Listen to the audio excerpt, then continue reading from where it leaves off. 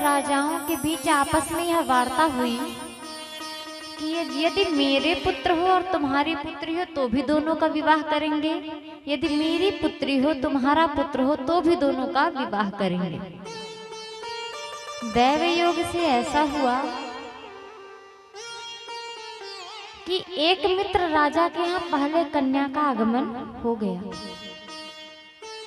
दूसरे राजा के मन में अब यही बात आने लगी, मुझे पुत्र नहीं हुआ तो राजा हमसे ज्यादा शक्तिशाली है, आक्रमण कर देगा, क्योंकि पुत्र नहीं हुआ तो विवाह होगा नहीं, दोनों कन्याएं हैं। और लगे महात्माओं को, साधुओं को बुलाकर, आचार्यों को बुलाकर हवन करने, यज्ञ करने। और संस्कृत जो हमारी देव भाषा है, संस्कृत समस्त भाषाओं की जननी ही नहीं, क्लिष्ट और सरल दोनों है। समझना चाहे हृदय से तो सरल है, ना समझ में आए तो सबसे अधिक कठिन है। और संस्कृत के एक एक शब्दों का मतलब भिन्न भिन्न बहुत होता है, और एक मात्रा इधर से उधर हुई पूरे शब्द परिवर्तित हो जाते हैं।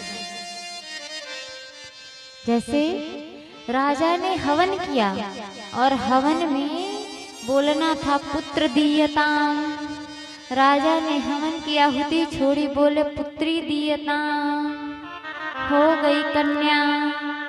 अब हो तो गई कन्या, अब बताए ना राजा किसी को, बस राजा और रानी को पता है कि कन्या है और एक दाई को पता है।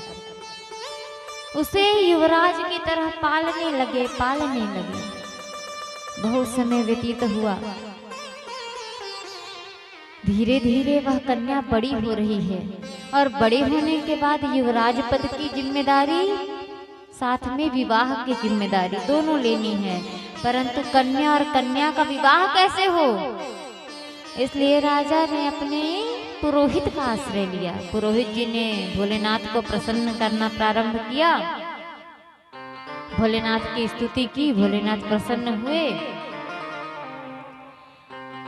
और जब भोलेनाथ प्रसन्न हुए तो उन्होंने उस कन्या को पुत्र रूप में परिणीत कर दिया, पुत्र बना दिया उस कन्या को। उस बालक का नाम पड़ा सुद्युम्न। श्रीमद् देवी भागवत की जो कथा है, ये हमारे जो मनवंतर चले ना, इसमें सारस्वत कल्प की यह कथा चल रही है। कई कल्प होते हैं, 27 कल्प हुए अभी तक। ये सारस्वत कल्प की कथा है श्रीमद् देवी भागवत की। तो राजा के पुत्र का नाम पड़ा सुद्युम्न। राजा बड़ा वीर प्रतापी, मित्रों के साथ शिकार खेलने के लिए चल पड़े एक दिन वन में, और शिकार के लिए एक वन में प्रवेश किया। और दैव योग से वह वन ऐसा था जो भगवान भोलेनाथ और मां पार्वती ने अपने लिए एकांतवास के लिए वह स्थान सुरक्षित कर रखा था। और श्राप था उस वन पर कि यदि कोई भी पुरुष इस वन में प्रवेश करता है स्व इच्छा या इच्छा से भी, तो वह स्त्री बन जाएगा। राजा सुद्युम्न पुनः वन में प्रवेश कर गए, और जो भगवान की तपस्या करके प्रसन्न करके स्त्री से पुरुष बना था बालक सुद्युम्न, वह पुनः ईला नामक कन्या में परिवर्तित हो गया। फिर से उस वन का श्राप कि कोई पुरुष यदि प्रवेश करेगा, चाहे गलती से ही सही, लेकिन मां पार्वती के श्राप के कारण वह पुनः स्त्री बन जाएगा। पुरुष बना हुआ वह राजा सुद्युम्न पुनः ईला नामक कन्या बन गया। अब कन्या रूप में ही बाहर आया। अब पिता और परेशान। फिर से उन्होंने देवाधिदेव महादेव की स्तुति की। महादेव प्रसन्न हुए। महादेव ने कहा, मैं वरदान देता हूँ कि यह जो पुरुष से कन्या बना है, यह 1 महीने कन्या रहेगा और 1 महीने पुरुष रहेगा। 1-1 महीने का समय रहेगा। विवाह हो गया। राज्य तो सुरक्षित हुआ, परंतु विवाह के बाद पुनः वही बात आई, क्या कि जब यह पुत्र पुनः पुत्री बनेगा तब कितना बड़ा संकट आ जाएगा राज्य पर। अब किसी को कुछ समझ ना आए।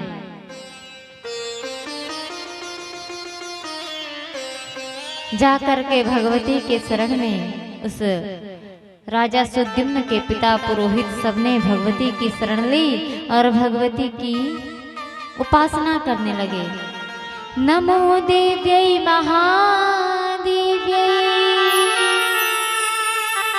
शिवायै सततं नमः। नमः प्रकृत्यै भद्रायै नियताः प्रणतास्मताम्।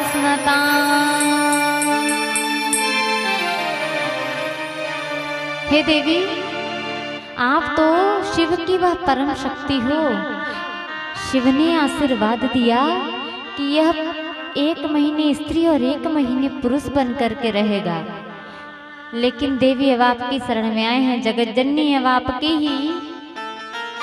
आपके ऊपर समस्त बातें निर्भर करती हैं कि राज्य बचेगा या राज्य के वासी बचेंगे। अब सब कुछ आप ही को संभालना है। आज राजा रानी वह पुरुष और कन्या रूपी सुद्युम्न राजपुरोहित सब भगवती की शरण में गए और भगवती की उपासना करने लगे। कहा कि साथी हमारा कौन बनेगा। काहे देवी, हे माँ, अगर अपने भक्तों की पुकार को आप नहीं सुनोगी, क्योंकि आप कैसी हो, आरती हम करते हैं क्या कि पूत कपूत सुने हैं पर ना माता सुनी कुमाता। वो अलग बात है कि कलयुग में माता भी कुमाता हो जाया करती हैं, परंतु यह बात कलयुग की नहीं हो रही है। यह बात उस समय की हो रही है जब हर समय सतयुग ही सतयुग रहा करता था। कहा कि माँ, यदि आप हमारी सहायता नहीं करोगी तो आज संपूर्ण प्रजा, संपूर्ण राज्य, सब कुछ नष्ट भ्रष्ट हो जाएगा और बचाने वाला कोई बचेगा नहीं। हे मैया, निवेदन है, विनती है, आओ और आकर के हम सबकी लज्जा की रक्षा करो। कहा भगवती से कि साथी हमारा कौन बनेगा। साथी हमारा कौन बनेगा।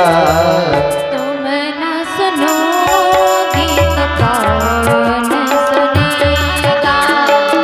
तुम न सुनोगी तो कौन सुनेगा। तुम न सुनोगी तो कौन सुनेगा। तुम न सुनोगी तो कौन सुनेगा। जय हो, जय हो।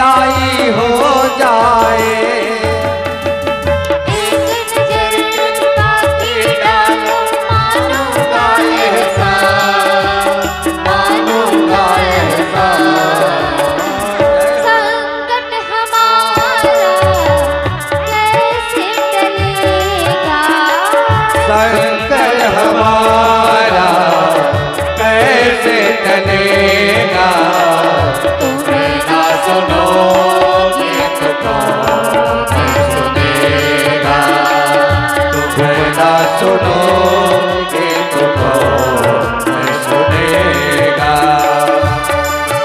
जय हो।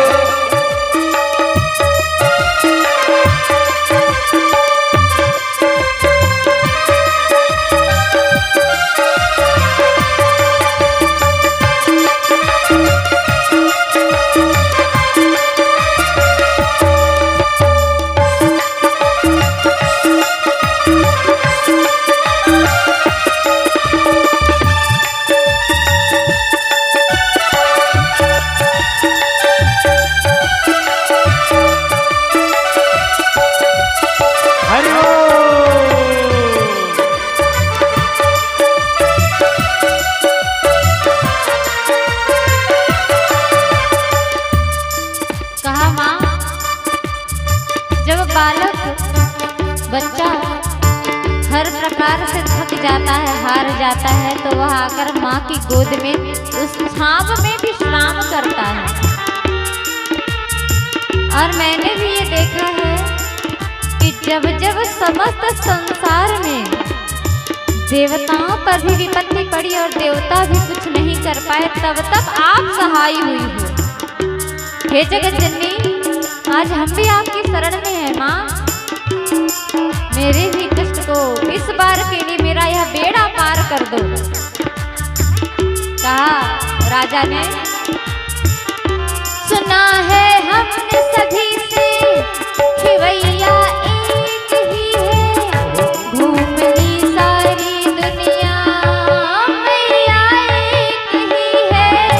सुना है हमने सबसे खिवैया एक ही है, घूमती सारी दुनिया मैया एक ही है।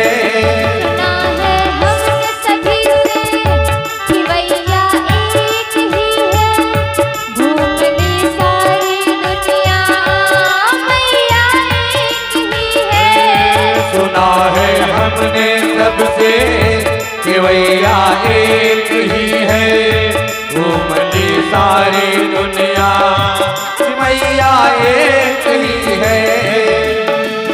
अब की पार लगाओ, मानूंगा एहसान, मानूंगा एहसान। हमको किनारा कैसे मिलेगा, हमको किनारा कैसे मिलेगा। तुम न सुनोगे तो कौन सुनेगा, तुम न सुनोगे तो कौन सुनेगा, तुम न सुनोगे तो कौन सुनेगा, तुम न सुनोगे तो कौन सुनेगा। साथी हमारा कौन बनेगा, साथी हमारा कौन बनेगा। तुम न सुनोगे तो कौन सुनेगा, तुम न सुनोगे तो कौन सुनेगा, तुम न सुनोगे तो कौन सुनेगा, तुम न सुनोगे तो कौन सुनेगा।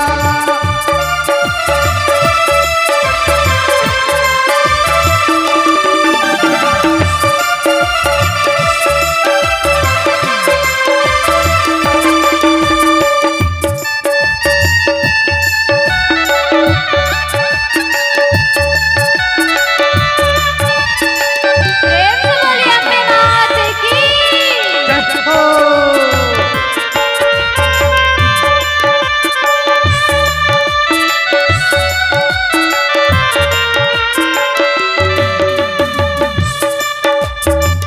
कहा मैया, आज आपके दर पर आए हुए हैं। क्यों? क्योंकि अब ज्यादा समय नहीं बचा। कभी भी यह पुरुष और स्त्री वाला जो स्वरूप है, यह सामने प्रकट हो सकता है। और आज यदि आपने सहायता नहीं की तो शायद एक भक्त का विश्वास अपने भगवान के ऊपर से उठ जाएगा। राजा सुद्युम्न कहते हैं, पानी है सर से ऊपर सुनवट अड़ गई है, आज हमको तुम्हारी जरूरत पड़ गई है। पानी है सर से ऊपर मुसीबत अड़ गई है, आज हमको तुम्हारी जरूरत पड़ गई है। पानी है सर से ऊपर मुसीबत अड़ गई है, आज हमको तुम्हारी जरूरत पड़ गई है। पानी है सर से ऊपर मुसीबत अड़ गई है, आज हमको तुम्हारी जरूरत पड़ गई है। अपने हाथ से हाथ पकड़ लो, मानूंगा एहसान, मानूंगा एहसान। साथ हमारे कौन चलेगा, साथ हमारे कौन चलेगा, तुम ना सुनोगे तो कौन सुनेगा, तुम ना सुनोगे तो कौन सुनेगा, तुम ना सुनोगे तो कौन सुनेगा। वो साथी हमारा कौन बनेगा, साथी हमारा कौन बनेगा, तुम ना सुनोगे तो कौन सुनेगा, तुम ना सुनोगे तो कौन सुनेगा। प्रेम सोने जगत जननी मैया जगदम्बा की जय हो, देवाधिदेव महादेव की जय हो, जयकारा न बोलने वालों की जय हो।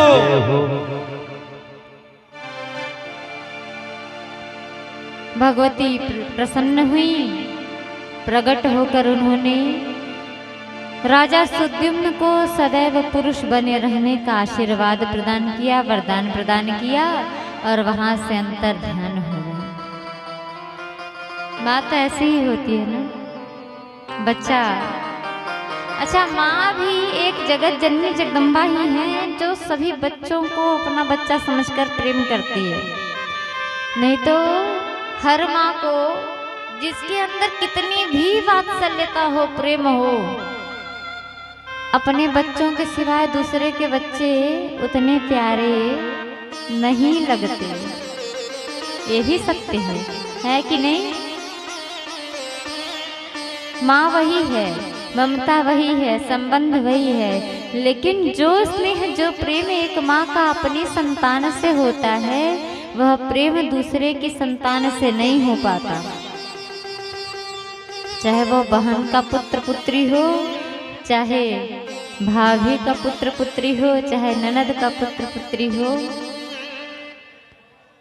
जो प्रेम, जो भाव, जो स्नेह, जो ममता, जो वात्सल्य, जो करुणा एक माता की अपने बच्चे से होती है वो अन्य किसी के बच्चे से भी नहीं हो पाती। एक और एक मात्र जगत जननी माँ जगदम्बा ही ऐसी हैं जो सबको एक भाव समभाव से देखा करती हैं, है कि नहीं?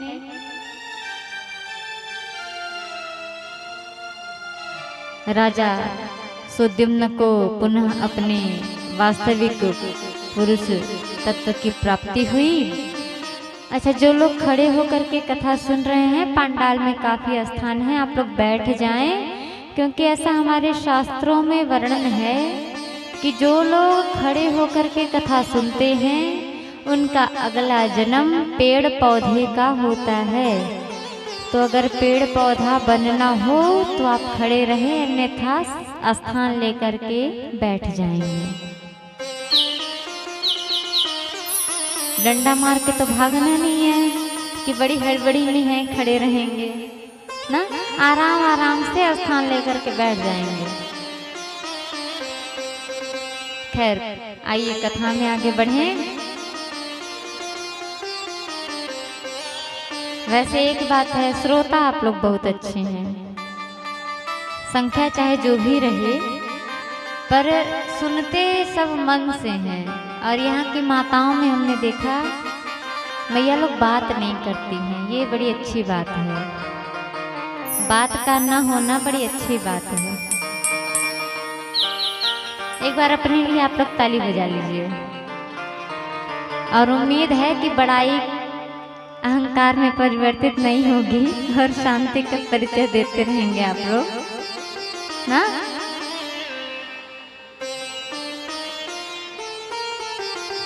एक बार की बात हुई, भगवान नारायण अनेक हजार वर्षों तक, सहस्त्रों वर्षों तक दैत्यों से युद्ध करते करते थके हुए थे और थकान के कारण वह कुछ समय का विश्राम चाहते थे। तो पृथ्वी पर ही अर्थात अपने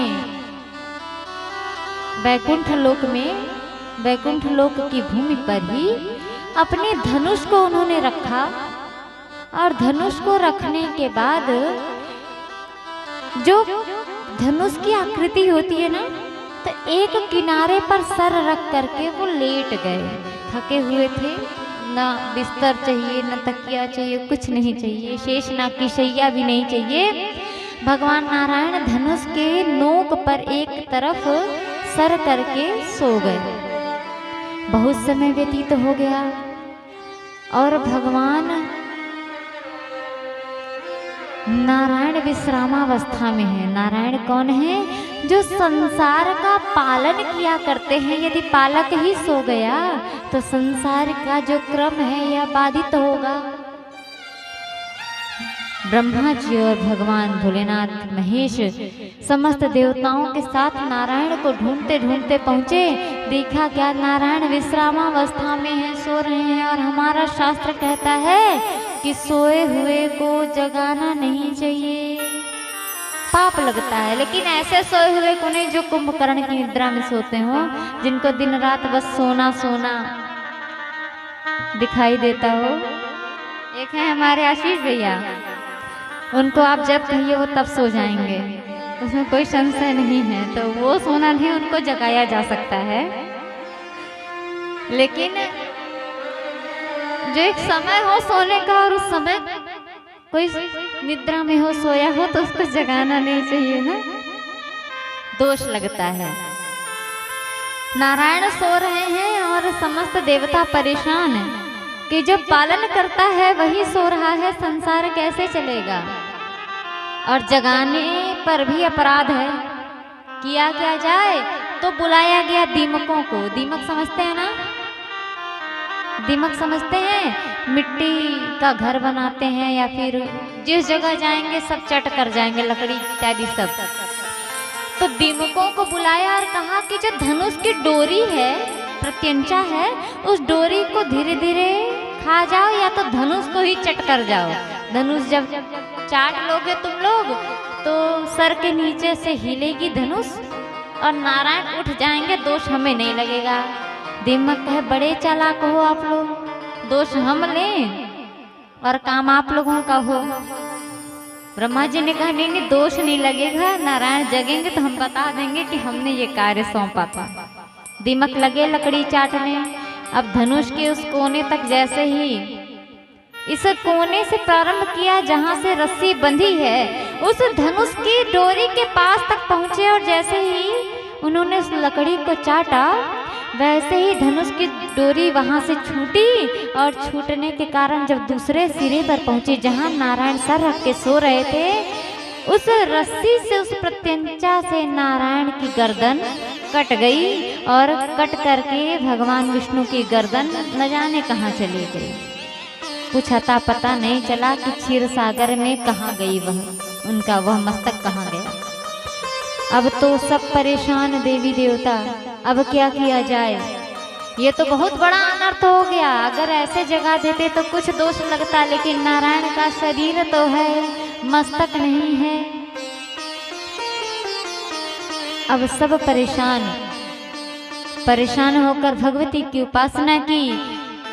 हे देवी लक्ष्मी, अब आप ही कुछ कर सकती हो। नारायण तो मस्तक ही चला गया और कहाँ गया किसी को नहीं पता।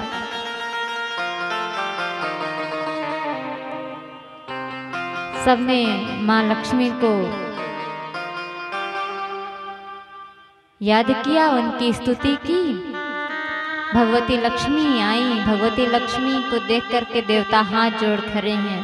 माँ, बहुत बड़ी गलती हो गई, नारायण के मस्तक का कुछ अता पता नहीं है, अब क्या किया जाए।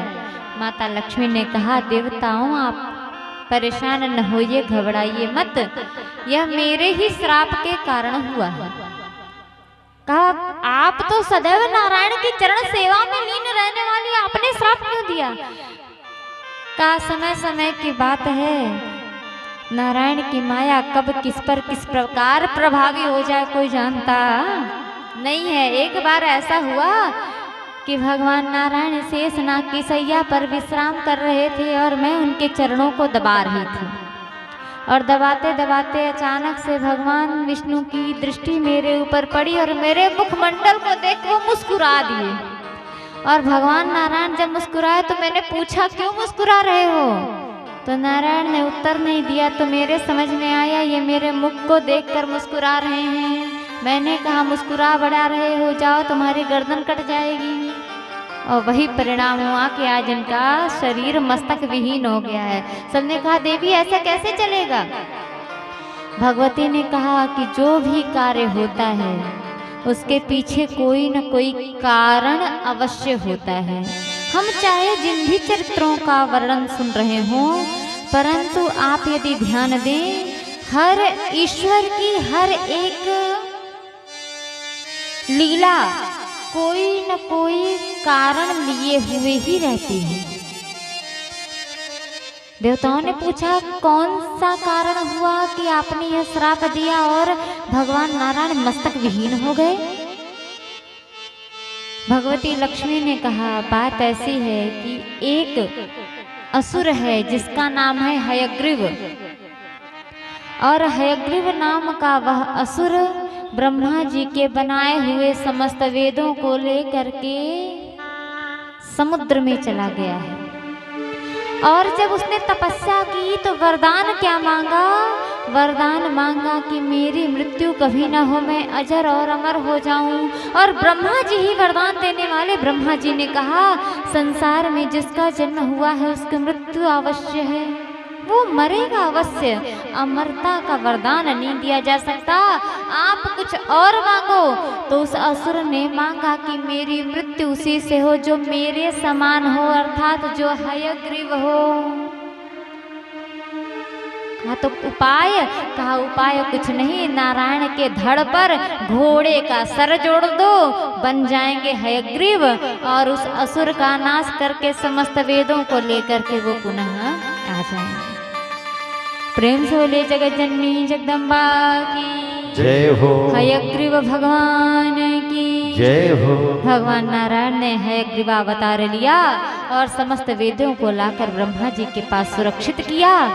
उसके पश्चात भगवान नारायण ने कहा, बहुत समय से सोया नहीं हूँ, अब हमें सोने दो। नारायण सोए, और इस बार जब नारायण सोए तो उनके कानों से जो मल निकला, कानों से भी गंदगी निकलती है, पता है ना। तो कानों के उस गंदगी से, मल से निकला क्या, दो असुर। एक का नाम मधु, एक का नाम कैटभ। नाम सुने हैं मधु कैटभ। भगवान नारायण के कान के मल से उत्पन्न वह मधु कैटभ आए और सीधे जल में गिर गए। जल में अपना पले बढ़े। सोचते हैं बड़े होकर, हमारा जन्म किससे हुआ, माता पिता कौन है, हम यहाँ कैसे हैं, और जन्म हुआ है और जीवित हैं, इतने बड़े हो गए, इसका मतलब कोई न कोई शक्ति है इस संसार में जो सबको जीवित रखने का कार्य किया करती है। और उस शक्ति पर यदि हम काबू पाले तो संसार के सबसे बड़े शक्तिशाली हो जाएंगे। तो देखा क्या कि जल में से ही भगवान नारायण के नाभि से जो कमल की नाल निकली थी वो जल से होते हुए ही ब्रह्मलोक में गई, और ब्रह्मलोक में उसी कमल के पुष्प के ऊपर ब्रह्मा जी बैठे हैं। मधु कैटभ उसी कमल की नाल को पकड़े पहुँचे ब्रह्मलोक। कहा, इतने सुंदर फूल पर तुम चार मुँह वाले बैठे हुए बूढ़े से क्या कर रहे हो? आओ, आकर युद्ध करो। युद्ध में हार जाओगे तो हमारा राज्य, और जीत जाओगे तो तुम अपना राज्य रख लेना। अब ब्रह्मा जी बड़े परेशान, कह लड़े कैसे, पता ही नहीं है इसकी शक्ति क्या है। कह, सब ये स्थान छोड़ो, ये कमल का पुष्प तुम्हारे लिए नहीं है, ये हम जैसे वीरों के लिए है। ब्रह्मा जी बेचारे करें क्या, भगवान भोलेनाथ के पास पहुंचे। भोलेनाथ कहे, ये तो बड़ी समस्या है, ऐसा करो आप भगवान नारायण के पास जाओ। ब्रह्मा जी पहुंचे भगवान नारायण के पास। नारायण उस समय तक उठ गए थे। कहा, प्रभु दो दैत्य आ गए हैं, नाम अपना मधु कैटभ बताते हैं, और उन्होंने तपस्या की है, और तपस्या से वरदान क्या मिला ये नहीं पता है, लेकिन वो कहते हैं कि तुम ब्रह्मलोक के आसन को छोड़ दो, यहाँ हम बैठेंगे, नहीं तो युद्ध करो। और युद्ध कैसे करें? देखिए, शास्त्र बता रहा है क्या, कि जब तक सामने वाले की शक्ति का अंदाजा न हो तब तक उससे भिड़ने का काम नहीं करना चाहिए, उससे टकराना नहीं चाहिए। नहीं पता है सामने वाला कैसा है, पता चले सामने वाला देखने में कमजोर समझ में आए और आप जाओ दुगनी ताकत से लड़े, तब शास्त्र कहता है जब तक अपने विरोधी को पूर्ण रूपेण हम नहीं जान रहे हों तब तक विरोधी के सामने कुछ भी बोलना नहीं चाहिए और किसी प्रकार की कोई क्रियाकलाप नहीं करना चाहिए। ब्रह्मा जी को ढूंढते ढूंढते मधु कैटभ वहां भी आ गए और कहा, इनसे शिकायत कर रहे हो, इनसे मत शिकायत करो, तुम पहले आओ युद्ध करो, और युद्ध करो फिर हम तुम्हारे उस स्थान पर जाएंगे। और इनसे शिकायत करके क्या करोगे? शेषनाग पर सोए हैं तो बहुत बलवान हो गए क्या? इनको भी मार डालेंगे। भगवान नारायण उठे, युद्ध करने लगे। 5000 वर्ष बीत गए। कितना? 5000 वर्षों तक जब मधु हारे थक जाए तो कैटभ आके लड़ाई करता था, और जब कैटभ थक जाता था तो मधु आके लड़ाई करता था। युद्ध चलती रही। भगवान नारायण कहे, कैसे हैं सब, थकते भी नहीं, एक अकेले हम, दो असुर सामने, शक्ति क्या है पता नहीं। सब पुनः भगवती की उपासना करने लगे। या देवी सर्वभूतेषु बुद्धि रूपेण संस्थिता नमस्तस्यै नमस्तस्यै नमस्तस्यै नमो नमः। हे भगवती, आओ और आ करके इन दोनों दैत्यों को संभालो, हमारे बस का कुछ रह नहीं गया है। भगवती आई, मधु कैटभ से युद्ध किया। उन मधु कैटभ ने वरदान मांगा था कि संसार के चर अचर जगत के जितने भी पुरुष हों, जीव हों, जंतु हों, किसी से हमारी मृत्यु न हो। अगर मृत्यु हो तो किसी न किसी स्त्री के हाथ हो। अब उन्हें क्या पता, स्त्री स्वयं जगदम्बा बन करके आई। क्यों? क्योंकि स्त्री अबला होती है, और अबला को हम कभी भी कैसे भी हरा सकते हैं। तो स्त्री से कोई भय नहीं है। बाकी न कोई पुरुष मार पाए और न कोई जीव जंतु मार पाए। आई माँ जगत जननी जगदम्बा आज, और युद्ध होने लगी। युद्ध में मधु और कैटभ गोविंदाय नमो नमः चले गए। अब देवता सब भगवती की आरती उतारने लगे और भगवती की स्तुति करने लगे। कहा, माँ, जब जब भी हम पर संकट पड़ा तब तब हमने आपको पुकारा, और यह जो एक विश्वास रहता है मन में कि कभी भी कोई ऐसे संकट आए जीवन में, आप सदैव साथ में खड़ी रहोगी। क्योंकि माँ जो एक शब्द है ना,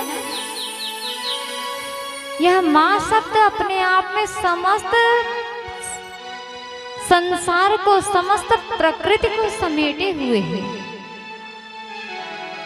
कहा देवताओं ने कि जब जब भी इसे पुकारा, मैया ने दिया सहारा। जब जब भी पुकारा तब तब माँ आई है और उसने हमारी सहायता की, रक्षा की, सदैव साथ में खड़ी रही। माँ कैसी है? कहा ये दूर नहीं है हमसे, बस याद करो इसे मन से। ये मैया तो हमारी साथी है, भक्तों का सहारा है। ये मैया तो हमारे साथी है, भक्तों का सहारा है। जब जब भी इसे पुकारा, मैया ने दिया सहारा। जब जब भी इसे पुकारा, मैया ने दिया सहारा। ये दूर नहीं है हमसे, बस याद करो इस मन से। यह दूर नहीं है हमसे, बस याद करो इस मन से। मैया तो हमारी साथी है, गरीबों का सहारा है। ये मैया तो हमारी साथी है, उसका सहारा है। अरे वो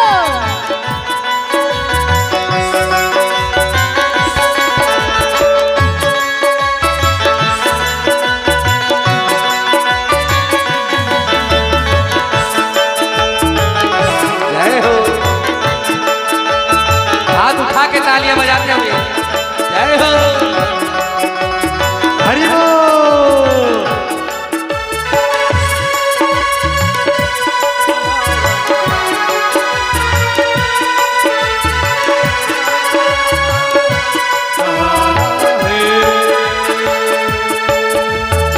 कहा हमसे दूर नहीं है, करती है रखवाली। हमसे दूर नहीं है, करती है रखवारी।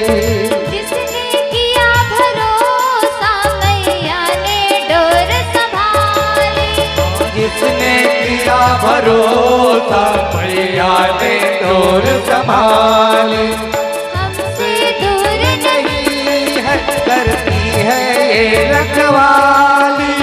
जिसने किया भरोसा, मैया ने डोर संभाली। जो इसके पाँव पकड़ ले, ये उसका हाथ पकड़ ले। जो इसके पाँव पकड़ ले, जो उसका हाथ पकड़ ले। मैया तो हमारी साथी है, गरीबों का सहारा है। मैया तो हमारी साथी है, भक्तों का सहारा है।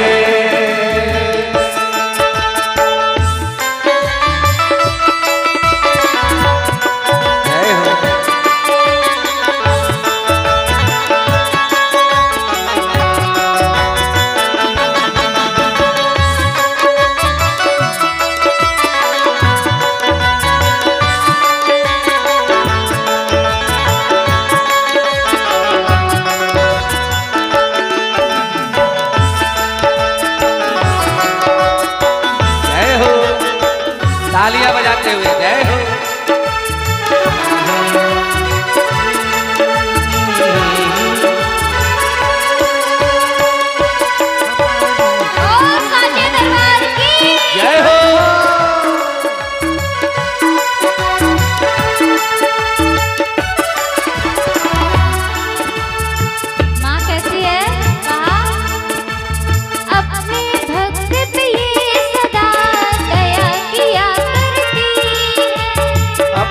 भगत पे हमेशा दया किया करती है, उसको पार लगाए जो नाम लिया करते हैं।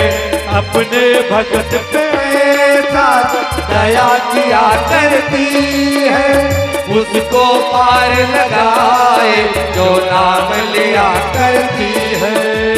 4 दिनों का जीवन मैया को कर दे अर्पण, ये 4 दिनों का जीवन मैया को कर दे अर्पण। या तो हमारी साथी है, भक्तों का सहारा है, मैया तो हमारा साथी है, भक्तों का सहारा है।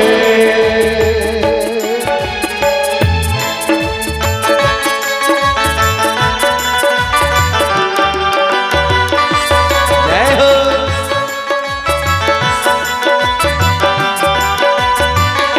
तालियों की सेवा करते हुए बड़े भाव से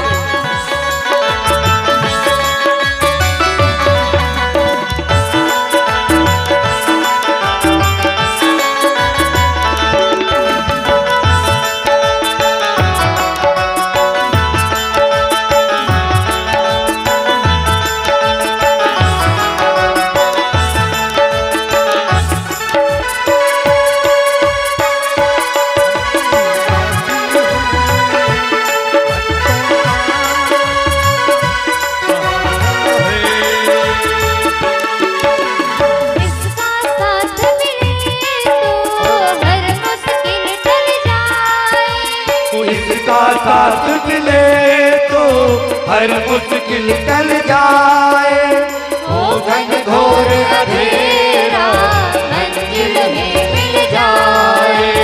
इसका साथ मिले तो हर मुश्किल टल जाए, हो घन घोर अंधेरा मंजिल में मिल जाए। पानी नाव चला दे, मैया ये बिगड़ी बना दे, बिन पानी नाव चला दे, मैया ये बिगड़ी बना दे। मैया तो हमारी साथी है, भक्तों का सहारा है, मैया तो हमारे साथी है, भक्तों का सहारा है। मैया तो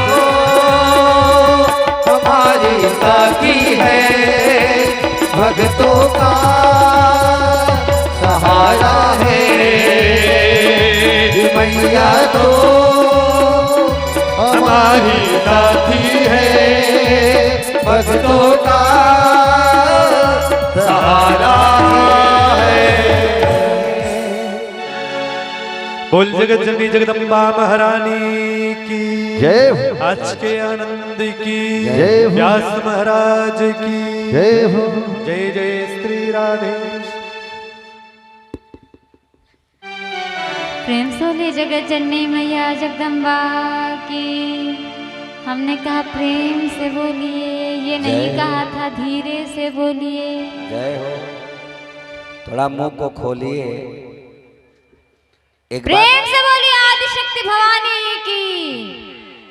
हाँ, थोड़ा और जोर लगाया करिए, आवाज नहीं आती। थोड़ा सा तेज तेज बोलेंगे ना सब लोग तो आवाज आ जाएगी। बोलेंगे ना, इधर पक्ष वाले, इधर पक्ष वाले।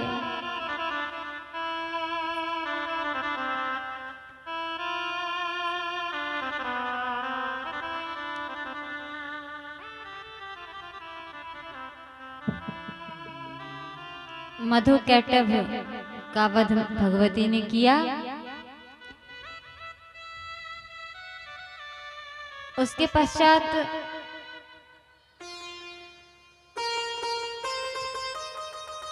कथा आती है कि एक बार भगवान नारायण अपने वैकुंठ लोक में विराजमान थे और भगवान नारायण की 3 पत्नियां, भगवती लक्ष्मी, भगवती गंगा और भगवती सरस्वती, यह तीनों भगवान नारायण की पत्नियां थीं, जैसा श्रीमद् देवी भागवत महापुराण में वर्णित है। एक बार ऐसा हुआ कि तीनों देवियां वैकुंठ लोक में ही विराजमान थीं और स्वभाववश ऐसे ही किसी चर्चा के बीच माता गंगा ने नारायण की तरफ देखा और मुस्कुरा दी। और माता गंगा को मुस्कुराते देख करके भगवान नारायण ने भी मुस्कुरा दिया। यह देखकर माता सरस्वती को अंदर ही अंदर बड़ा क्रोध आया और क्रोधित होकर वह माता लक्ष्मी से कहती हैं, देख रही हो, मुझे लगता है कि हमारे पति भगवान नारायण हम तीनों में सबसे अधिक गंगा जी को ही प्रेम करते हैं, इसलिए वह जब मुस्कुराई तो वह भी उन्हें देखकर मुस्कुरा दी। देखिए, स्त्री स्वभाव है और देवियां भी जब पत्नी रूप में आती हैं तो मन में ईर्ष्या होना स्वाभाविक है। भगवती लक्ष्मी ने समझाया कि देखो, बात ऐसी नहीं है, नारायण सभी से बराबर स्नेह प्रेम करते हैं। लेकिन इतना सुनने के बाद भगवान नारायण किसी काम से वैकुंठ लोक से बाहर जाते हैं, किसी से मिलने के लिए। इधर माता लक्ष्मी के समझाने के बाद माता सरस्वती ने क्या किया, कहा माँ लक्ष्मी से कि तुम पर भी गंगा के समान स्नेह है भगवान विष्णु का, इसलिए तुम पक्ष में आज खड़ी हो और तुम्हें बुरा नहीं लगा।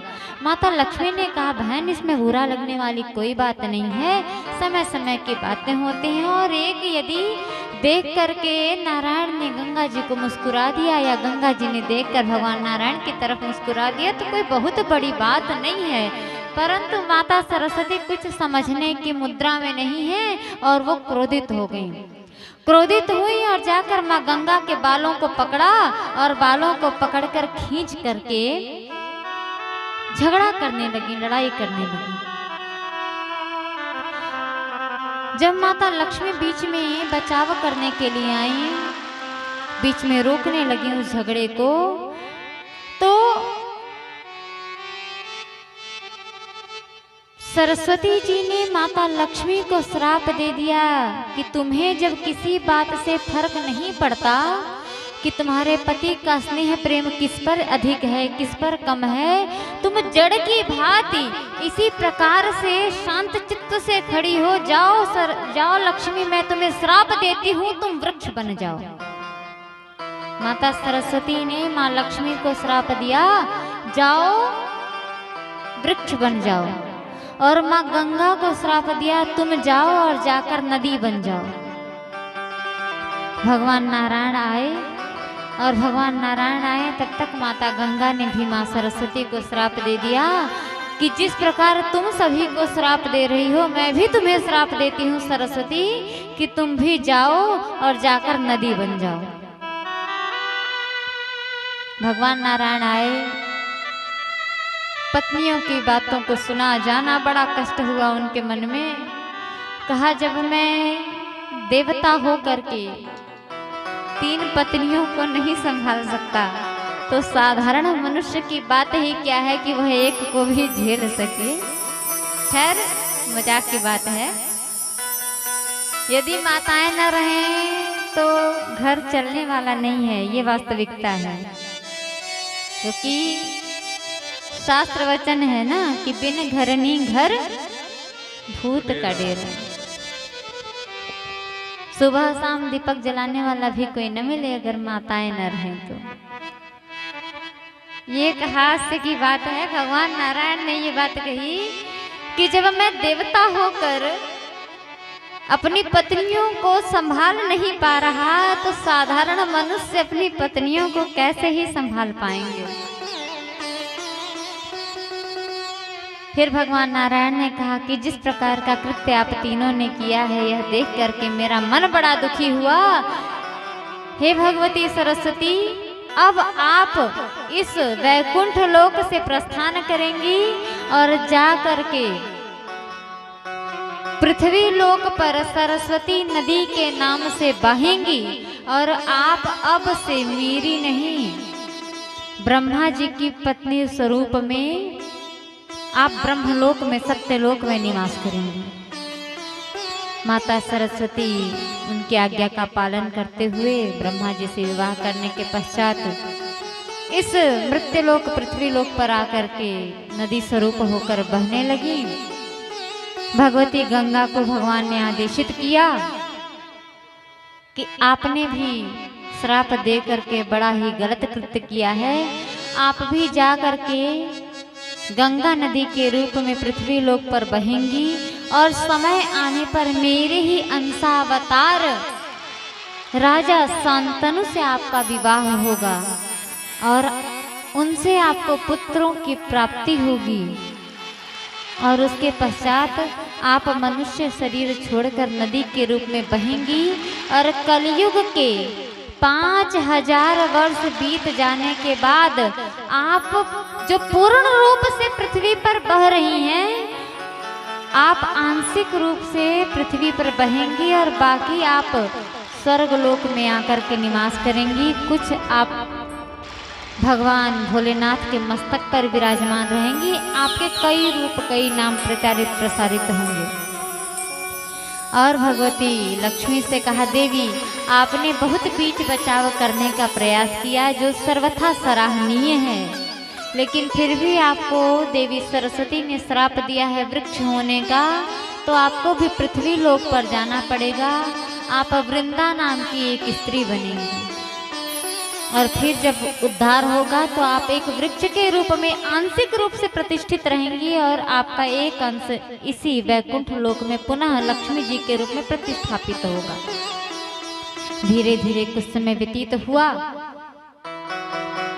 और जब समय कुछ व्यतीत हुआ तो भगवान नारायण का अंशावतार शंखचूड़ नामक एक असुर हुआ और शंखचूड़ ने तपस्या के बल पर इतनी शक्ति अर्जित कर ली थी कि कोई भी देवता उसके सामने टिक नहीं पाते थे। भगवती लक्ष्मी भगवान नारायण के वचनानुसार पृथ्वी लोक पर आकर वृंदा नामक एक स्त्री के रूप में निवास करने लगती हैं। समय कुछ बीता, वृंदा का विवाह हुआ शंखचूड़ से।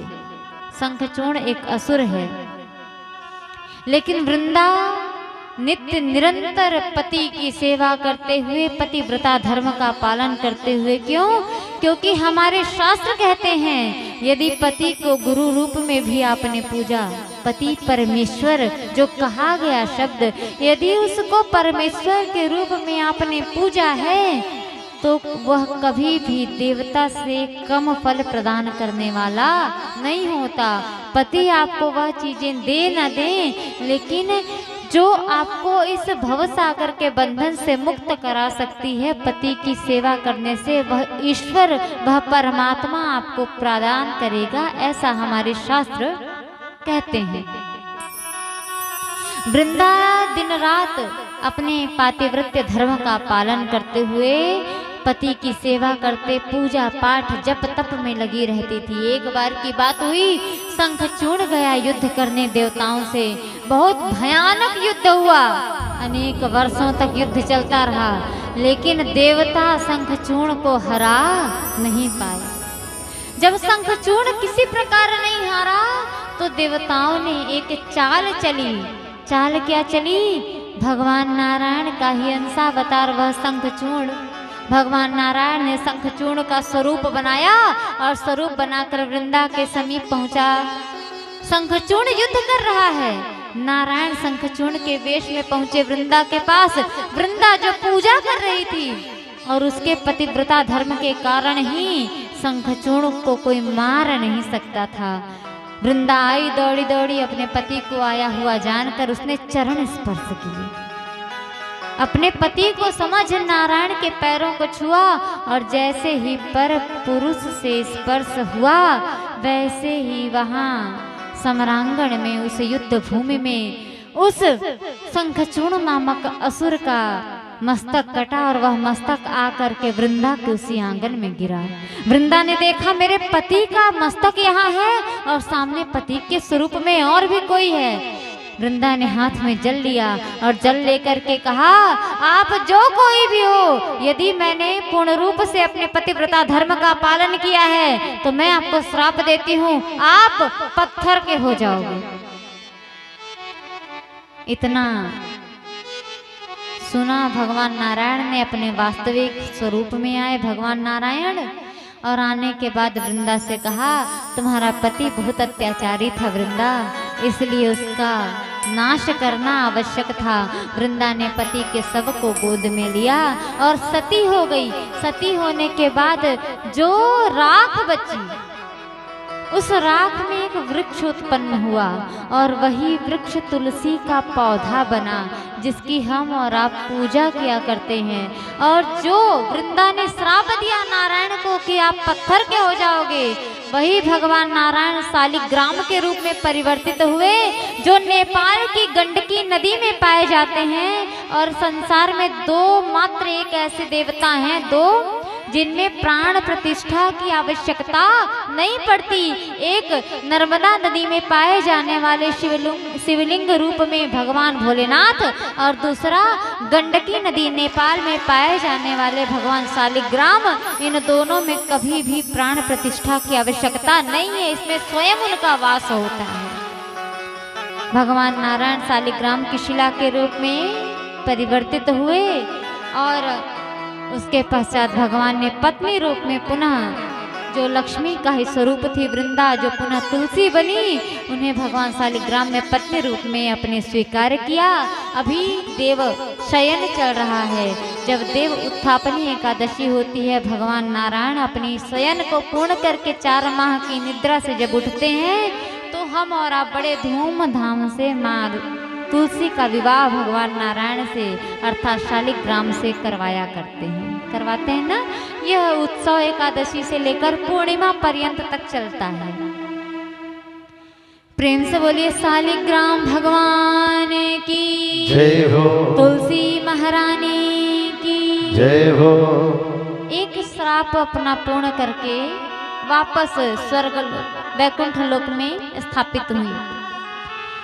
भगवती सरस्वती आई, उन्होंने पति के वचनानुसार, भगवान नारायण के वचनानुसार एक अंश से वह नदी के रूप में प्रवाहित हो रही हैं इस धराधाम पर, और भगवान ब्रह्मा जी की पत्नी बन करके वैकुंठ लोक सत्यलोक में भी विराजमान है, ब्रह्मलोक में। अब आती है बात माता गंगा की।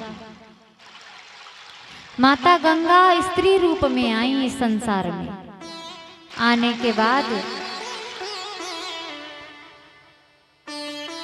हस्तिनापुर के राजा महाराज शांतनु ने एक दिन एक सुंदर सफेद धवल वस्त्र पहने एक स्त्री, एक कन्या को देखा।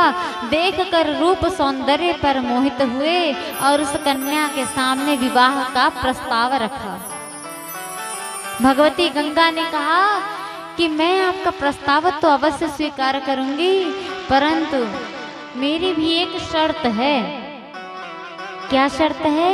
कहा शर्त यही है कि मैं यदि कोई काम करूं और आपको लगे ये अनुचित है, तब भी मुझे टोकना मत।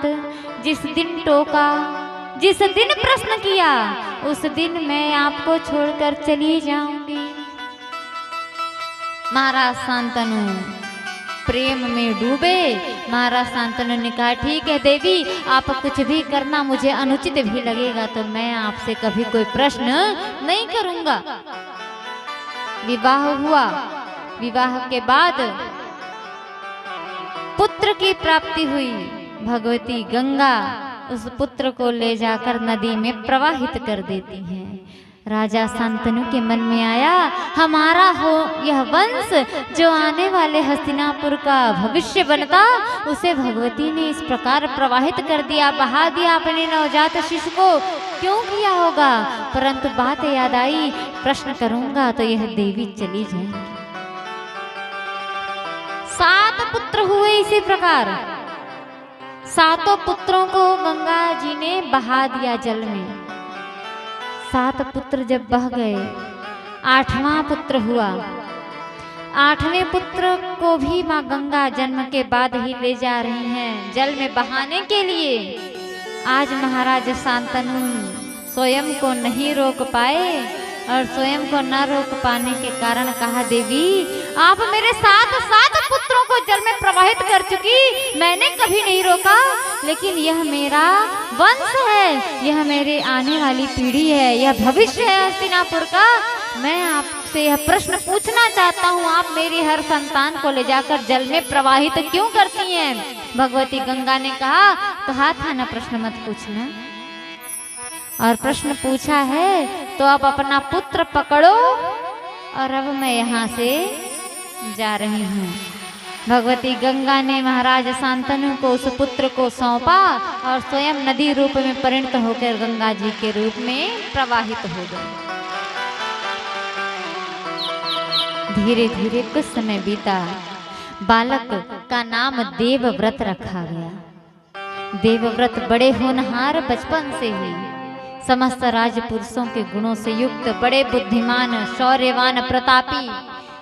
समस्त हस्तिनापुर की जनता उनमें अपने भावी राजा को देखा करती थी। धीरे धीरे कुछ समय व्यतीत हुआ।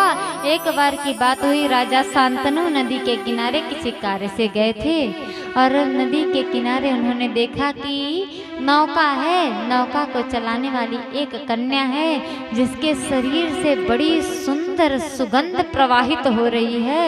और उस कन्या को देखा, देख करके राजा शांतनु इस प्रकार मोहित हुए कि विवाह करना चाहते थे। कन्या के सामने विवाह का प्रस्ताव रखा। कन्या ने कहा, आप मेरे पिताजी से बात करो, मेरे पिताजी अनुमति देंगे तो ही मैं विवाह करूंगी, अन्यथा मैं विवाह नहीं करूंगी। महाराज शांतनु उस कन्या के साथ उसके घर पहुंचे। मत्स्यराज व मछुआरे की कन्या मत्स्यराज के पास जब पहुंचे महाराज शांतनु, मत्स्यराज ने कहा, विवाह तो कर दूंगा राजन, परंतु मैं आपको जानता हूँ, आपका एक पुत्र है जिसका नाम देवव्रत है, लेकिन विवाह इसी शर्त पर होगा कि हस्तिनापुर का राजा मेरी कन्या से उत्पन्न पुत्र को ही आप बनाओगे तो विवाह होगा, नहीं तो यह विवाह नहीं होगा। महाराज शांतनु ने मन में सोचा कि मेरा पुत्र जो युवराज पद के आज योग्य हो चुका है और अपने सुख के लिए मैं उसका वह पद छीनूं, यह शोभा नहीं देता। उन्होंने वहां से लौटना उचित समझा। राजा शांतनु वहां से लौट आए और जब लौट करके आए तो नित्य निरंतर उसी स्त्री सत्यवती की याद में रोज रोज सोचते सोचते कुछ बीमार रहने लगे। पुत्र देवव्रत को पता चला, पता लगाया पुत्र ने कि मेरे पिता इतने दुखी क्यों हैं, इनका स्वास्थ्य इस प्रकार मलिन क्यों होता जा रहा है। पता चला किसी से विवाह करना चाहते थे। देवव्रत गए, सत्यवती के पिता से बात की। सत्यवती के पिता ने बताया, मैंने एक शर्त रखी कि मेरी कन्या से उत्पन्न पुत्र ही उस हस्तिनापुर के राज्य सिंहासन पर बैठेगा और महाराज शांतनु के बड़े पुत्र का उस राज्य पर कोई अधिकार नहीं होगा, तो तब तो यह विवाह संभव है, अन्यथा यह विवाह नहीं होगा। देवव्रत ने कहा, आप अपनी कन्या का विवाह मेरे पिता से कराइए। मैं देवव्रत आज सौगंध लेता हूँ कि मैं आजीवन विवाह नहीं करूँगा, और जब मैं विवाह नहीं करूँगा तो मेरी पीढ़ी से, मेरी होने वाली संतान से किसी को कोई भी भय नहीं रहेगा। और मैं यह वचन देता हूँ कि मैं हस्तिनापुर के राज्य सिंहासन पर कभी भी नहीं बैठूंगा। राजा शांतनु का विवाह सत्यवती से हुआ, 2 पुत्र हुए। चित्रांगद और विचित्र वीर्य दोनों बड़े प्रतापी थे, चित्रांगद भी और विचित्र वीर्य भी। शौर्यवान वीर दोनों राजा समय आने पर राज्य गद्दी पर विचित्र वीर बड़े भाई थे, उन्हें बैठाया गया और काशी राज्य की कन्याओं का जिस स्थान पर स्वयंवर हो रहा था उस स्थान पर वह देवव्रत जो अब भीष्म के नाम से हर स्थान पर प्रसारित हो चुके थे, भीष्म गए और जाकर उन्होंने उस स्वयंवर में तीनों कन्याओं को जीता और जीत करके लेकर अपने राज्य हस्तिनापुर आए और अपने भाई चित्रांगद और विचित्र वीर से विवाह कराने लगे, जिनमें 3 कन्याएं अंबालिका और अंबालिका। तो जो अंबालिका नाम की कन्या थी उसने कहा कि मैं दूसरे से प्रेम करती हूँ, इसलिए मैं यहाँ से जाना चाहती हूँ और जिससे मैं प्रेम करती हूँ उसे मैंने अपने पति रूप में स्वीकार कर लिया है। महाराज विचित्र वीर्य या चित्रांगद किसी से मैं विवाह नहीं कर सकती, आप मुझे जाने दो। भीष्म ने उस अंबालिका नाम की कन्या को ससम्मान रथ में बैठाकर जिस पुरुष से वह जिस राजा से वह प्रेम करती थी उसके पास भिजवा दिया। बची 2 कन्याएं अंबे और अंबा, दोनों का विवाह, एक का विवाह विचित्र वीर्य से और एक का विवाह चित्रांगद से संपन्न हुआ। अंबालिका गई, जाने के बाद उसने उस राजन से कहा जिसे वह प्रेम करती थी, पति मानती थी, कहती है मैंने आपको पति रूप में स्वीकार किया है। राजा ने कहा कि तुम्हें तो भीष्म जीत करके लेकर चले गए थे और उन्होंने तुम्हें ठुकराया है, इसलिए मैं चाहते हुए भी तुमसे विवाह नहीं करूंगा। अंबालिका वहां से अपमानित होकर लौट करके आई और सीधे जंगल में जाकर तपस्या करने लगी। इधर विचित्र वीर जो राजा बने हुए बैठे हैं, कुछ समय बाद ऐसा हुआ कि किसी रोग के कारण उनकी मृत्यु हो गई। चित्रांगद को राजा बनाया गया और चित्रांगद एक पड़ोसी देश के राजा के साथ युद्ध करते समय वीरगति को प्राप्त हुए।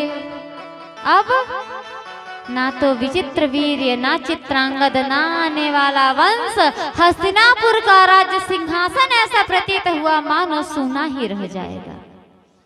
माता सत्यवती आई, भीष्म के सामने हाथ जोड़कर खड़ी हो गई। भीष्म, आज तुम्हारी माता तुम्हारे सामने निवेदन कर रही है कि पुत्र हस्तिनापुर के राज्य सिंहासन पर बैठ जाओ और इस राज्य गद्दी को संभालो, इस राज्य भार को संभालो। तुम्हारे दोनों भाइयों की मृत्यु हो चुकी है और उनकी दोनों पत्नियों को अपनी पत्नी रूप में स्वीकार करो, जिससे हमारा आगे आने वाला वंश सुरक्षित रह सके और यह राज्य परंपरा निर्वाहित हो सके। भीष्म ने कहा कि माता, मैंने नानाश्री को वचन दिया था कि मैं कभी भी हस्तिनापुर के राज्य सिंहासन पर नहीं बैठूंगा और ना मैं आजीवन विवाह करूंगा, इसलिए मुझसे आप यह आशा उम्मीद मत लगाइए कि मैं विवाह करने वाला हूं। माता सत्यवती रोने लगी कि क्या अब इसे हस्तिनापुर को देखने वाला, इसकी वंश परंपरा को आगे बढ़ाने वाला कोई नहीं बचेगा? क्या यह राज्य बिना वंश के, बिना राजा के, क्योंकि राजा चाहे दुष्ट हो चाहे क्रूर ही क्यों न हो, लेकिन राजा राजा होता है और राजा के न रहने पर उस राज्य की रक्षा नहीं हो पाती और यह गद्दी हस्तिनापुर की राजा विहीन हो चुकी है। भीष्म ने याद दिलाया, माता आपका एक और पुत्र है जिसने यह कहा है कि आप जब भी मन से उसे याद करोगी वो आ जाएंगे और वह आ जाएं तो उनसे आप दोनों स्त्रियों का, अपने पुत्र वधुओं का गर्भाधान कराइए और वंश परंपरा को आगे चलाइए। माता सत्यवती को याद आया कि उनका एक और पुत्र है, कौन? महर्षि वेद व्यास जी महाराज, जिन्होंने समस्त पुराणों की रचना की, वेदों को 4 भागों में विभक्त किया, 18 पुराण बनाए, और वही महर्षि वेद व्यास जी सत्यवती के पुत्र थे। यह बात माता सत्यवती भूल चुकी थी। माता सत्यवती ने मन ही मन महर्षि वेद व्यास जी को याद किया। व्यास जी आए, कहा माता आपने मुझे स्मरण किया, मुझे याद किया, बताओ यह पुत्र आपके लिए क्या कर सकता है।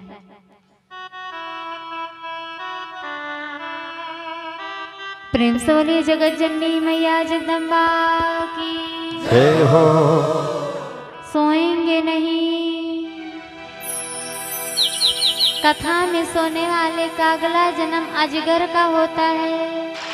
ऐसा हम नहीं कह रहे हैं, ऐसा शास्त्र कहते हैं। इसलिए कथा में सोना नहीं चाहिए ना, तो जागते रहिए, सोना नहीं है। और अगल बगल देख लिया करिए, कोई सो रहा हो तो उसको थोड़ा सा हिला के जगा दीजिए। कथा में बैठ के सो रहा हो कोई तो जगाने से दोष नहीं लगता है ना। ये सोचें कि सोए हुए को जगाना अपराध है, तो कथा में अपराध नहीं होता है, जगा सकते हैं ना। तो इसलिए सोएंगे नहीं ना, हाँ कि ना। तो एक बार जोर से जयकारा आप लोग लगाएंगे। प्रेम से बोलिए जगत जननी मैया जगदम्बा की। हाँ, थोड़ी सी आवाज आई, हमको सुनाई दिया। जय व्यास जी आए। महर्षि वेद व्यास जी के आने के बाद माता सत्यवती ने समस्त उस समय की परिस्थिति से अवगत कराया, बताया कि ऐसा ऐसा हो गया, अब इस वंश को बढ़ाने वाला कोई नहीं बचा। महर्षि वेद व्यास जी ने कहा माता मेरे लिए क्या आदेश है। कहा आदेश नहीं पुत्र, निवेदन है कि अब तुम अपनी तुम्हारे जो छोटे भाई हैं उनकी बहुओं से संतान की उत्पत्ति करो, जो आगे चलकर इस हस्तिनापुर के राज्य सिंहासन को संभाल सके। महर्षि वेद व्यास जी अपने वंश परंपरा को बचाने के लिए जब विचित्र वीर की पत्नी अंबे के पास पहुंचे, तो उनके पास, उनके अंदर यह सामर्थ्य नहीं थी कि वो महर्षि वेद व्यास जी का तेज सहन कर पाए, और उस तेज को देख करके ही मात्र उन्होंने नेत्रों को बंद कर दिया। तेज स्वरूप जब संतान वह उत्पन्न हुई तो वह नेत्रों से सूर थी, नाम पड़ा धृतराष्ट्र। दूसरी रानी के पास पहुंचे, उस रानी के अंदर भी तेज सहन करने की सामर्थ्य नहीं थी। उसने क्या किया, उस तेज, उस ताप से बचने के लिए संपूर्ण शरीर पर चंदन का लेप लगा लिया, जिसके कारण जो संतान हुई वह पांडु रोग से अर्थात पीलिया रोग से ग्रसित हुई, नाम पड़ा पांडु। यह दोनों पुत्र हुए तो परंतु किसी काम के नहीं हुए। माता सत्यवती ने पुनः एक पुत्र वधू को आदेशित किया कि पुनः संतान उत्पन्न करो। वह दोनों महर्षि वेद व्यास जी को सम्मुख देख करके तेज नहीं बर्दाश्त कर पा रही थी, स्वीकार नहीं कर पा रही थी। एक दासी को भेजा और दासी के पुत्र रूप में महात्मा विदुर जी का जन्म हुआ, जो बड़े ही ज्ञानी थे। और विदुर जी साथ में ही सब पले बढ़े। अब ये कथा आगे आएगी। अब प्रवेश करते हैं हम कि महर्षि वेद व्यास जी के मन में यह बात आई कि राज्य को चलाने के लिए उत्तराधिकारी की आवश्यकता है, इसलिए माता ने मुझे याद किया। लेकिन मैंने जिन ग्रंथों की रचना की, जिन पुराणों की रचना की, उन ग्रंथों को प्रचारित प्रसारित करने वाला कोई नहीं है। मुझे भी एक पुत्र चाहिए।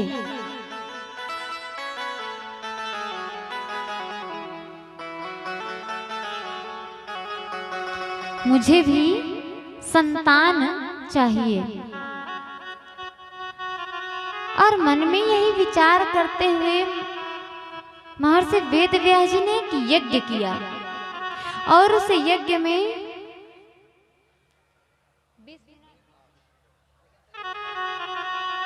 महर्षि वेदव्यास जी ने यज्ञ कराया।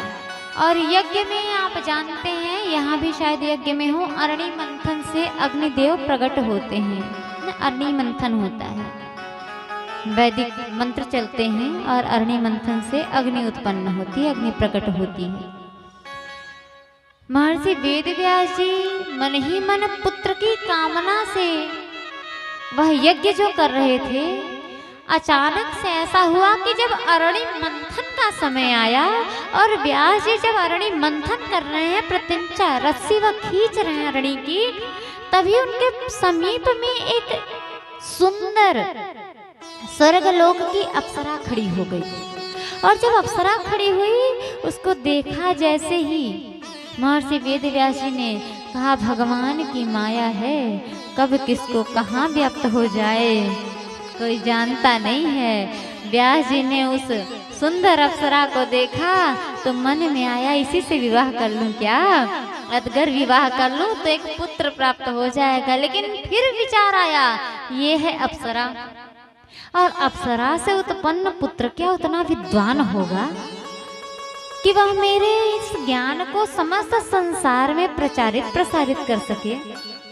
मन ही मन विचार कर रहे हैं, लेकिन एक भाव होता है ना कि मन में यदि किसी को देख करके कोई भाव आए तो शरीर के अंदर कुछ दूसरी प्रतिक्रिया होती है। उस अप्सरा ने देखा कि व्यास जी महाराज हम ही देख रहे हैं, कहा पता चले साधु संत महात्मा तपस्वी होते हैं, कब खुश हैं कब नाराज होकर श्राप दे दें, तो हमारा तो गोविंदाय नमो नमः, इससे अच्छा हम यहाँ से प्रस्थान करें। उस अप्सरा ने सुकी का रूप बनाया। सुकी मतलब शुक जानते हैं, तोता, मादा तोता का रूप बनाया। उस अप्सरा ने सुकी रूप में बन करके वह अप्सरा वहां से उड़ गई। महर्षि वेदव्यास जी ने सोचा, अभी तो यहाँ पर एक स्त्री खड़ी थी, अभी यह यहाँ से सुकी उड़ करके गई, यह हो क्या रहा है। और अरणि मंथन वो कर रहे हैं। वीर स्खलित हुआ और वीर की बूंद उस अरणि के लकड़ी के ऊपर पड़ी, और जब अरणि मंथन से अग्नि उत्पन्न हुई तो साथ में एक बालक भी उत्पन्न हुआ। और सुखी का विचार मन में चल रहा था, इसलिए उस बालक का नाम सुखदेव रखा गया। श्रीमद् भागवत में सुखदेव जी के जन्म की दूसरी कथा है। श्रीमद् देवी भागवत में अरणि से उत्पन्न सुखदेव जी का जन्म हुआ बालक के रूप में, नाम पड़ा सुखदेव। और सुखदेव जी महाराज जैसे ही बालक के रूप में आए, तुरंत बड़े हुए, यज्ञोपवीत संस्कार हुआ और वो भागने लगे। महर्षि वेदव्यास जी कह रहे हैं, पुत्र कहाँ जा रहे हो। लिखा कि सुखदेव जी महाराज जब बड़े हुए, यज्ञोपवीत इत्यादि संस्कार हुए, वो भागने लगे। अब महर्षि वेदव्यास जी सोचे, यह बालक रुक जाता, इसको शिक्षा दीक्षा दे देते, पढ़ा लिखा देते, शादी विवाह कर देते तो सब ठीक रहता, हमारे आने वाला वंश भी चलता। और सुखदेव जी भागे जा रहे हैं। कहा, यम प्रव्रजन्तमनुपेतमपेत कृत्यम द्वैपायनो विरह कातर आजुहावा पुत्रेति तन्मयतया तरवोभिनेदुः तं सर्वभूत हृदयं मुनिमानतो। अर्थात सुखदेव जी महाराज आगे आगे भागे जा रहे हैं, भागे जा रहे हैं। यम प्रव्रजन्त मनुपेतमपेत कृत्यम, भाग रहे हैं सुखदेव जी महाराज। और इधर द्वैपायनो विरह का तराजु हवा, विरह में व्याकुल होकर पुत्र से बिछुड़ने के उस कष्ट को देखकर वेद व्यास जी पीछे पुत्र पुत्र पुत्र पुत्र कहते दौड़े चले जा रहे हैं। सुखदेव जी भागने में व्यस्त हैं, व्यास जी उन्हें पकड़ने में व्यस्त हैं। पहुंचे जंगल में, सुखदेव जी कोई उत्तर नहीं दे रहे हैं। व्यास जी महाराज पुत्र सुनो, रुक जाओ रुक जाओ। जब इस प्रकार का वचन कहने लगे तो जो जड़ है, जो एक स्थान पर स्थिर है, वृक्षों ने उत्तर दिया। पुत्रेति तन्मयतया, पुत्र पुत्र पुत्र पुत्र की ध्वनि को सुन करके आज उन जड़ वृक्षों ने कहा कि हे राजन, समय समय पर संतान के रूप में हमारे ऊपर भी फूल और फल लगते हैं ना, उनका उपयोग यदि कोई करे तो भी उन्हें नष्ट होना है, उनका उपयोग ना करे तो भी सड़ करके एक दिन वह नष्ट ही हो जाएंगे। हम तो जड़ हैं, हमारे अंदर कोई बुद्धि नहीं, हम जड़ हैं, कोई बुद्धि नहीं है हमारे अंदर। फिर भी अपनी संतान को खोने के बाद हम उतने व्यथित, उतने दुखी नहीं होते जितने दुखी आज आप मनुष्य रूप में आकर से संसार में अपने संतान के लिए हो रहे हो। महाराज इतने बड़े ज्ञानी हो और पुत्र के पीछे ऐसे भाग रहे हो, शोभा देता है क्या? सुखदेव जी चले गए बहुत दूर। अब क्या करें, महर्षि वेद व्यास बड़े परेशान। और सुखदेव जी उस ब्रह्म का चिंतन दिन रात किया करते हैं कि इस माया मोह के बंधन में ना बंधूं। इस माया मोह के बंधन में बंधने के बाद जीव मात्र जन्म मरण के बंधन में मुक्त न होकर बार बार इसी भव सागर में आने लगता है। और अगर मुक्ति चाहिए तो संसार में रहकर भी संसार से थोड़ा सा अलग रहना पड़ेगा, क्योंकि ईश्वर की यह माया कब किसे किस प्रकार घुमा दे कोई नहीं जानता। सुखदेव जी महाराज के पास पहुंचे व्यास जी। पुत्र तुम कहाँ चले गए, तुम क्यों यहाँ चले आए? तुम पढ़ाई करो, मैं तुम्हें अध्ययन कराऊंगा, तुम्हें बहुत बड़ा ज्ञानी बनाऊंगा, तुम्हारा विवाह करूंगा, तुम्हारी भी संतान होगी, आने वाली पीढ़ी होगी, समस्त संसार में जय जयकार होगी। अनेक प्रकार की बातें कही। सुखदेव जी महाराज पिताजी को समझा रहे हैं, पिताजी वेदों को 4 भागों में आपने अलग किया सरल बनाने के लिए, और साधारण जीव को बातें समझ में आए, ईश्वर से समीपता बढ़े, इसलिए आपने 18 पुराणों की रचना की। लेकिन अभी आपके अंदर से भी वह माया दूर नहीं हुई और हमें भी उसी माया में आप घुमाना चाह रहे हैं, कहा सुखदेव जी महाराज ने। हो कहे माया में भुलाइल बड़ तोता हो, काहे माया में भुलाइल बड़ तोता हो त छुड़क जाएगी बड़ी, काहे माया में भुलाइल बड़ तोता हो त छुड़क जाएगी। सगरे स्वार्थ मन बाबुर होता हो, सगरे स्वार्थ मन बाबुर होता हो त छुड़क जाएगी पड़े, काहे माया में भुलाइल बड़ तोता हो त छुड़क जाएगी पड़े, काहे माया में भुलाइल बड़ तोता हो त छुड़क जाएगी बड़े। जय हो।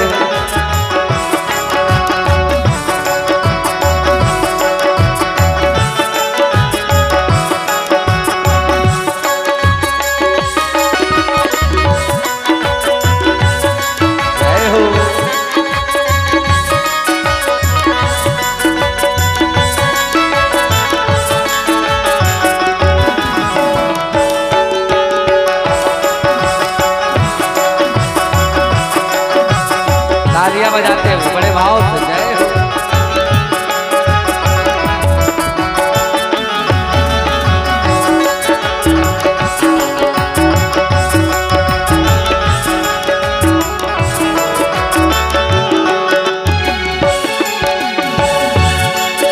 ओ लाख करोड़ धन तू कमैया, लाख करोड़ धन तू कमैया। ओ खाला किया लानत काल के जैब्या, खाला खिया लानत काल के जैब्या। ओ लाखी करोड़ धन तू कमैया, खाला किया लानत काल के जैब्या।